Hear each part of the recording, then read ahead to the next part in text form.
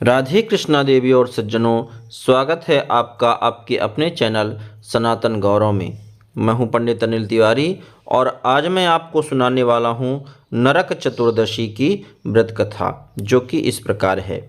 प्राचीन समय में रंतिदेव नाम का एक राजा था।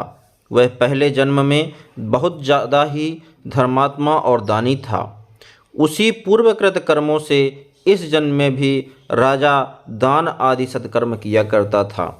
जब उसका अंत समय आया तब यमराज के दूत उन्हें लेने आए और बार बार राजा को लाल लाल आंखें निकाल कर कह रहे थे, नरक में चलो, तुम्हें वहीं चलना पड़ेगा।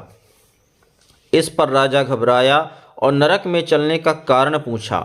यमदूतों ने कहा, हे राजन, आपने जो कुछ भी दान पुण्य किया उसे तो अखिल विश्व जानता है, किंतु पाप कर्म को केवल भगवान और धर्मराज ही जानते हैं। राजा बोला, उस पाप को तो मुझसे बतलाओ जिसके कारण मुझे नरक में जाना पड़ेगा, ताकि मैं उसका निवारण कर सकूं। यमदूत बोले, एक बार तुम्हारे द्वार से भूख से व्याकुल एक ब्राह्मण लौट गया है, इससे अब तुझे नरक में जाना पड़ेगा। यह सुन राजा ने यमदूतों से विनती की कि मेरी मृत्यु के बाद सद्यः ही मेरी आयु 1 वर्ष बढ़ा दी जाए। इस विषय को दूतों ने बिना सोच विचार किए ही स्वीकार कर लिया और राजा की आयु 1 वर्ष बढ़ा दी गई। यमदूत चले गए। राजा ने ऋषियों के पास जाकर इस पाप से मुक्ति का उपाय पूछा।